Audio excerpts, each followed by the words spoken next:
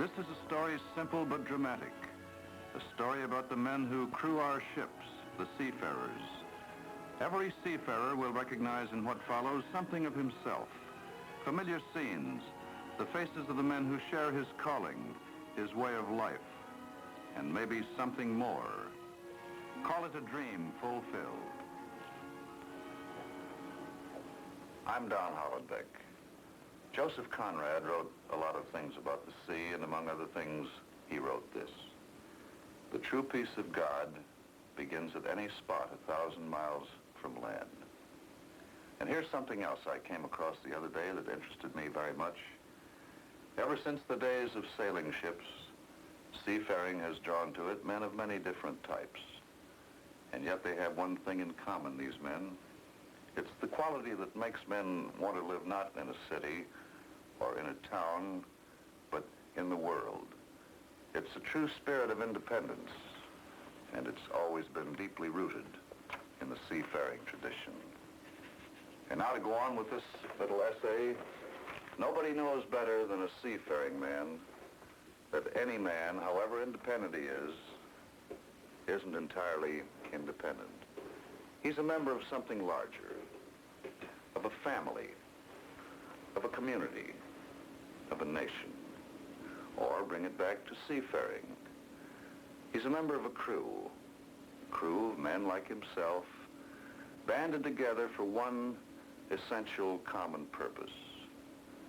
Now, the picture you're going to see now is the story of men who are banded together for one essential common purpose.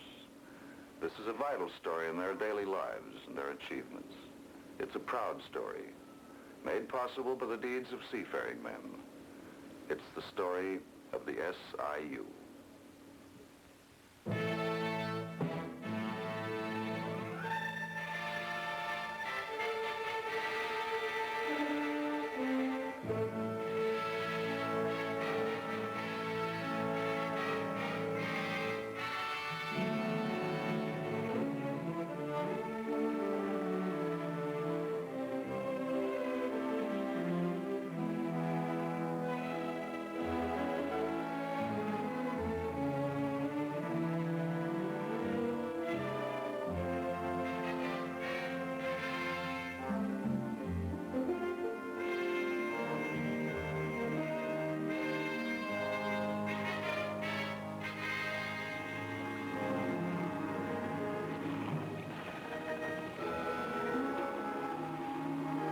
From Vancouver down the long Pacific coast, around the great curve of the Gulf of Mexico, up the rim of the Atlantic from Tampa to Halifax, in every major North American port close by the waterfront, there is the headquarters of the Seafarers International Union. This is headquarters for the SIU Atlantic and Gulf District. More than just a building, a solidly impressive symbol of what seafarers have achieved. And like every SIU headquarters, the heart of this one is its hiring hall. Run by seafarers, for seafarers. Going coastwise, 1 second cooking bacon.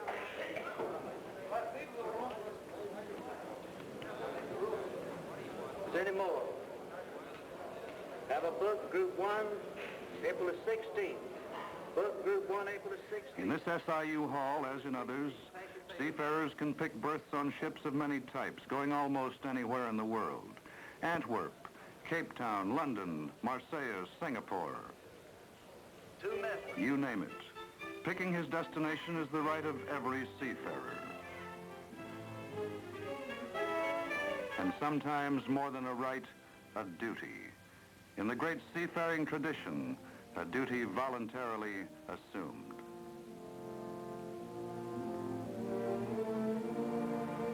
Every true seafarer respects courage, the courage of men of all national origins and religions that has created seafaring tradition and built the SIU.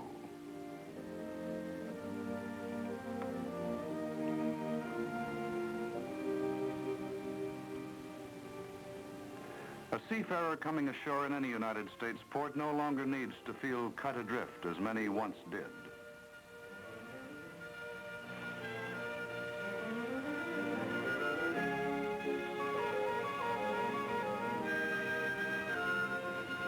has a place to go.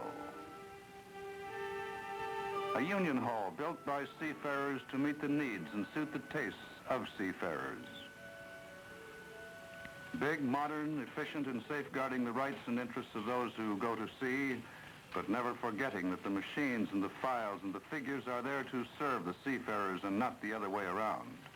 Staffed by experts, but under the supervision of men who know what it is to top a boom, to batten down a hatch, to weigh an anchor.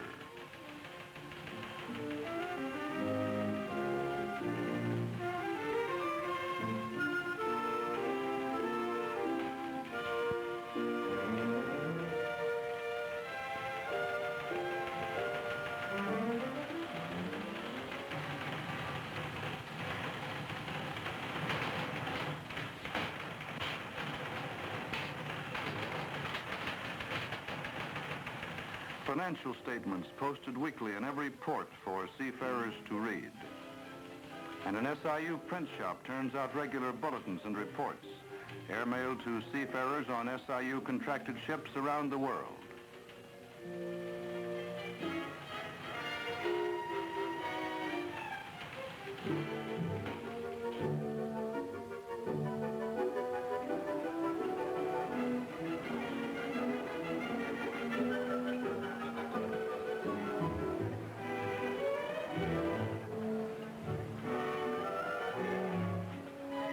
A good seafarer's headquarters has to begin where others leave off. For seafarers coming ashore in the port away from home, it ought to be and is a second home, where no man off a ship is a stranger to the rest, and where the things he needs are close at hand. Like this SIU cafeteria, open to the public, but mainly for the convenience of seafarers.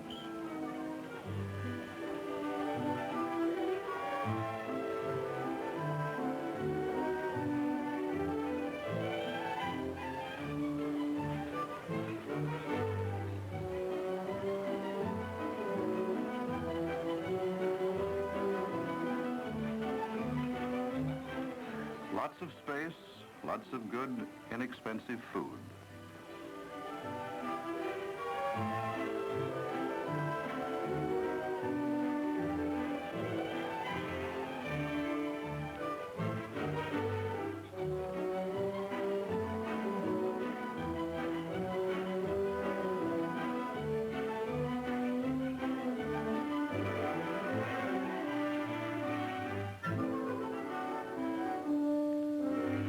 Galley, well stocked and well scrubbed. A pleasant sight after any voyage is the SIU barber shop, another of the many conveniences at SIU headquarters.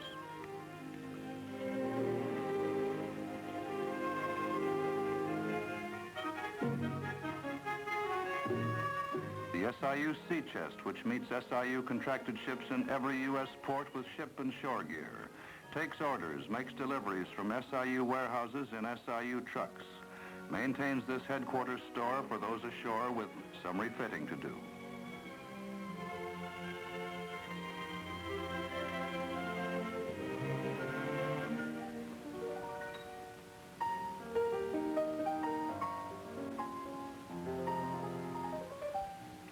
The SIU's port of call, from the figurehead on the ship-shaped bar to the faces of men you have shipped with, a friendly spot for seafarers ashore to spend some time, to relax, to meet shipmates, or to bring some friends.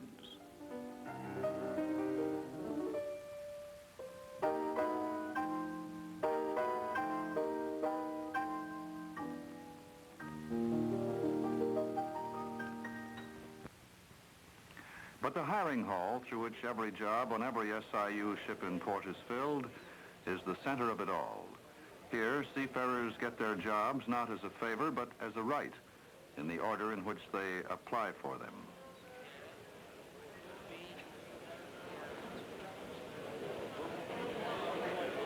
When a seafarer registers for a berth, he gets a registration card. The card, filled out right in front of him, is stamped with a number, marked with the date of his application. Then this information, name, job classification, date and number, is typed onto a list, which is posted in full view.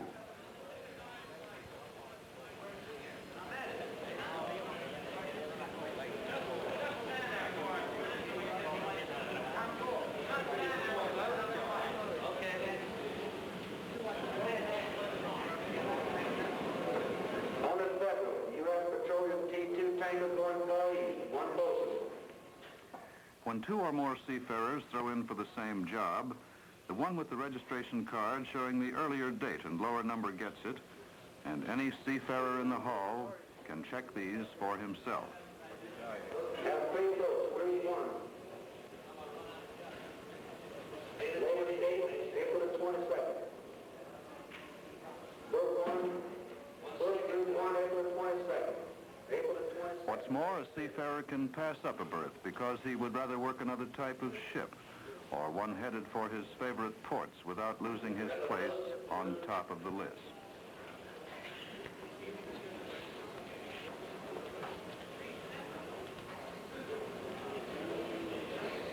Two-deck maintenance.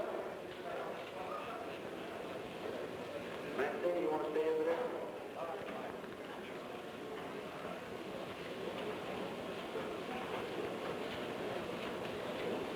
Have three photos, group 1, April the 24th and April the 23rd. Book group 1, April the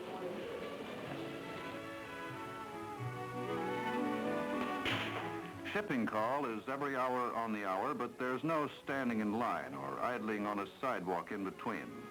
A seafarer waiting for a ship doesn't have to kill time in SIU headquarters. He can enjoy it.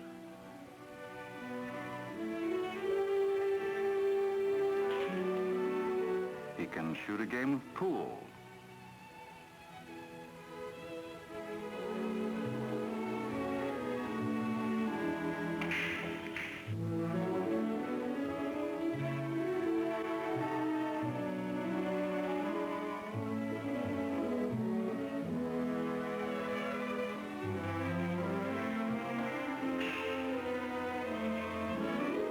He can shoot the breeze, write a letter, read a book.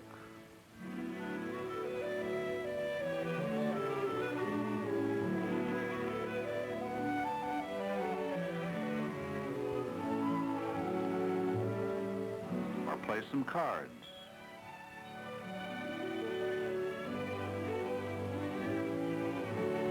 He can try his hand at one of these games.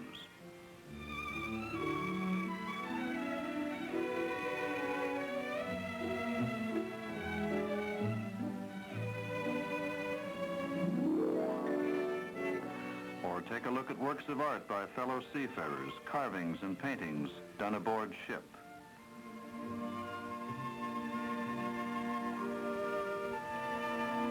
Some good enough for any gallery.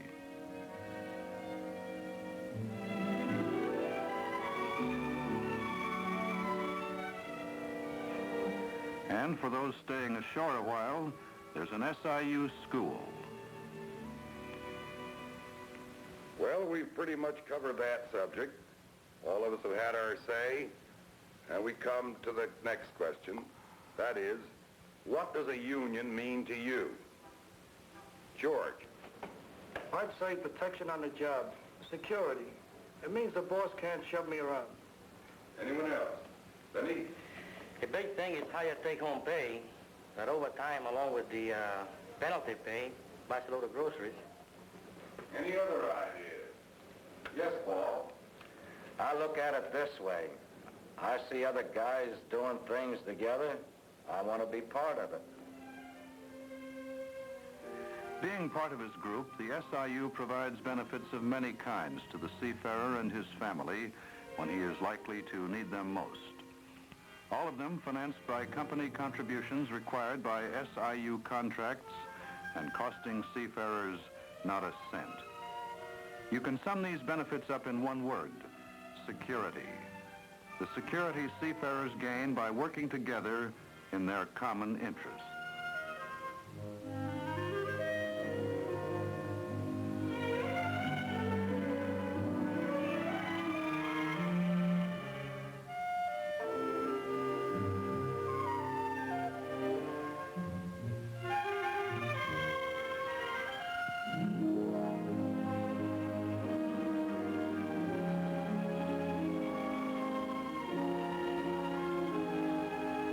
For example, there's a maternity benefit of $200 to help a seafarer and his family.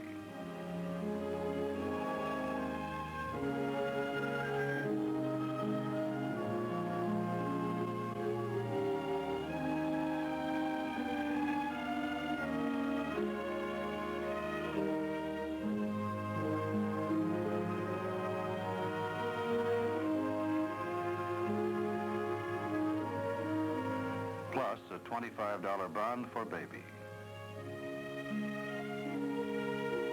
And later on, the children of seafarers have a chance at SIU college scholarships. Seafarers become eligible for vacation pay after every 90 days they have worked. And in the SIU, as every seafarer knows, there is no red tape. This whole operation takes 5 minutes or a little more.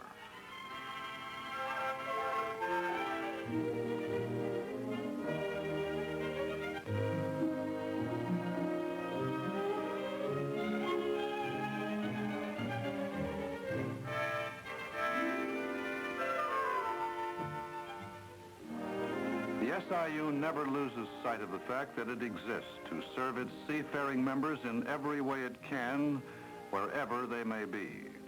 That is why Seafarers created the SIU.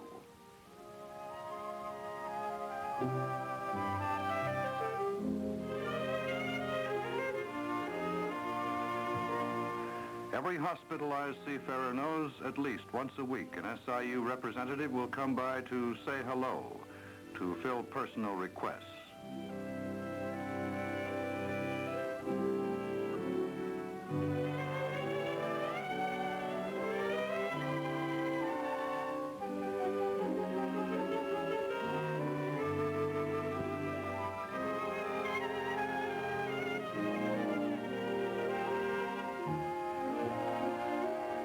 And pay the SIU's weekly hospital benefit of $15 in cash.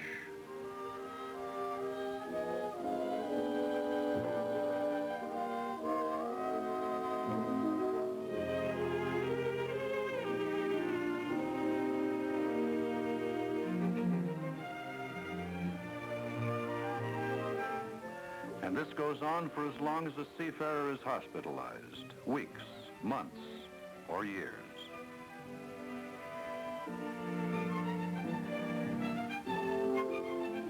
For disabled seafarers or those too old to go to sea, the SIU weekly disability benefit of $25 comes in handy.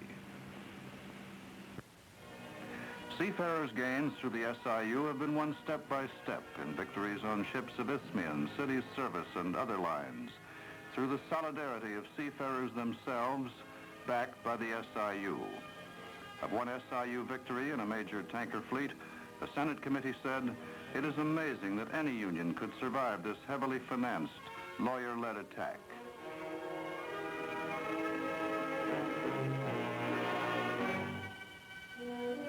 But winning through the democratic process of collective bargaining is an SIU habit, as these headlines from its newspaper, The Seafarers' Log, show.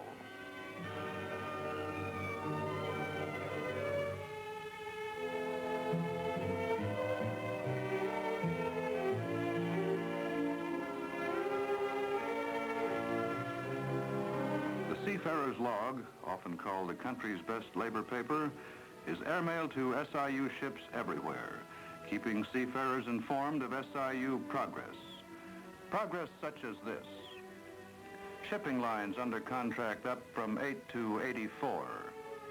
SIU assets up from less than $100,000 to close to $3 million.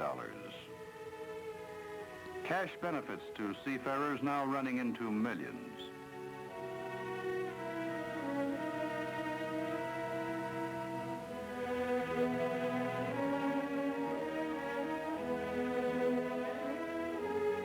Seafarers' earnings tripled through SIU contracts. Impressive, isn't it?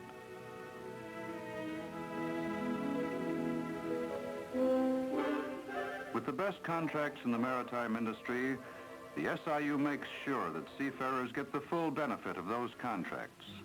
An SIU representative goes aboard all incoming ships to represent the crew in ironing out all grievances, claims, and disputes before the payoff.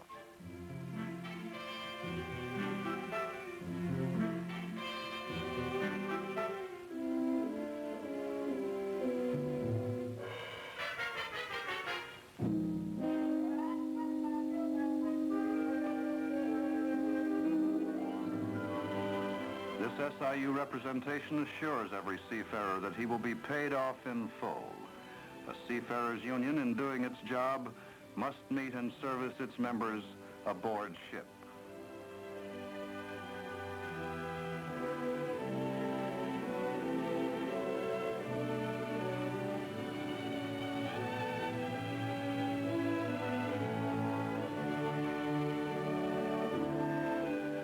The SIU brings its services to its members, not waiting for the members to come to it.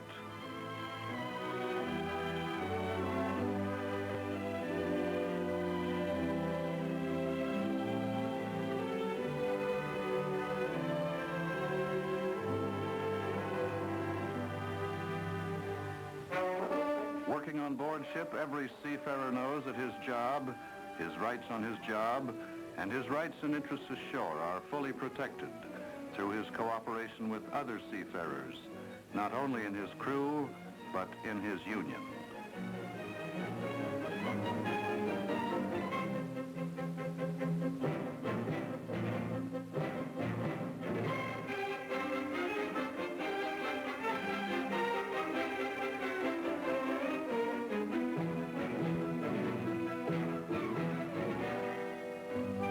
This explains why SIU organizers, when they approach members of unorganized crews, get a friendly welcome.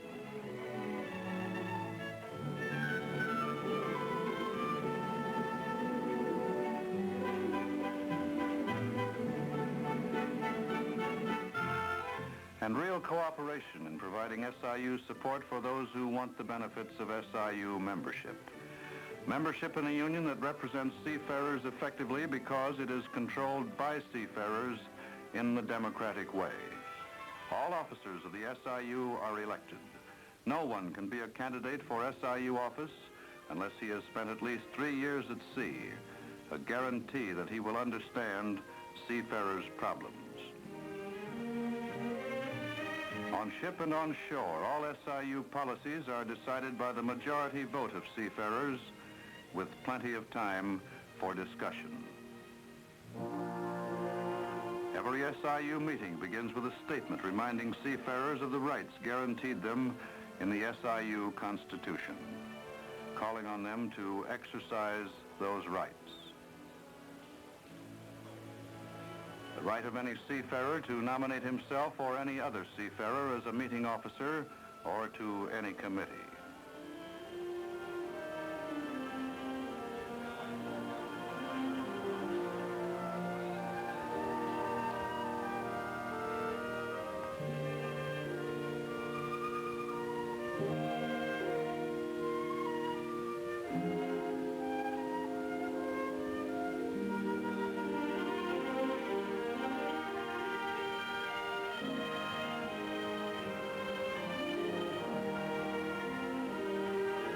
The right of any seafarer to speak his mind on any issue.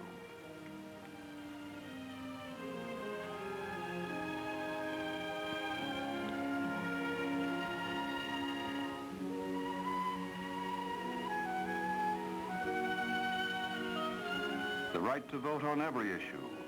The right to straight talk from SIU officers. Listen to Paul Hall, Secretary-Treasurer of the SIU Atlantic and Gulf District.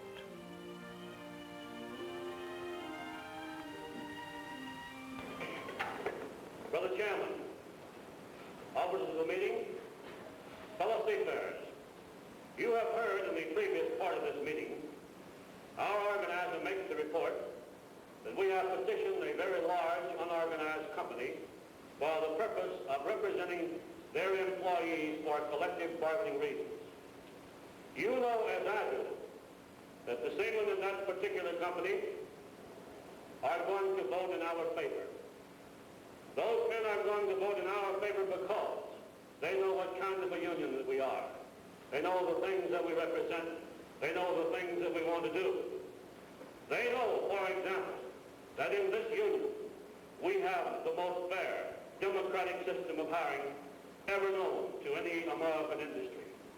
They know, too, that we have in this organization the most democratic constitution in the trade union movement, whereby no decision can be made to affect our people unless that decision is made on the floor of meetings just such as these.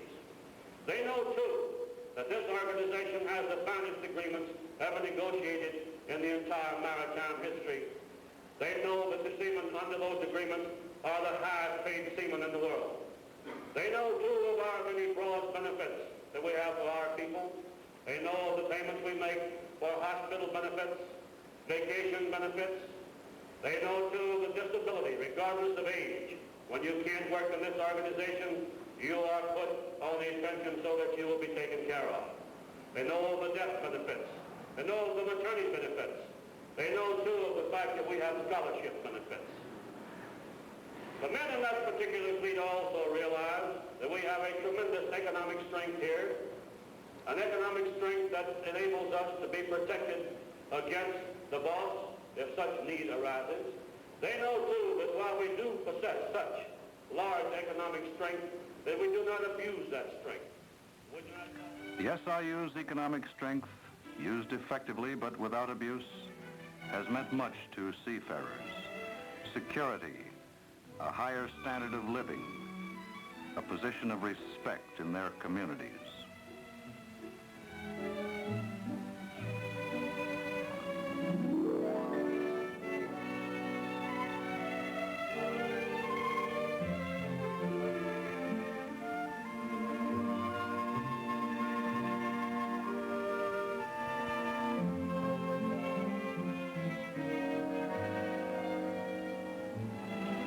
Today, every seafarer beginning a voyage goes up the gangplank secure in the knowledge that he and his family can depend on the protection of a great organization. An organization the seafarers themselves, with their own intelligence and effort, have brought into being.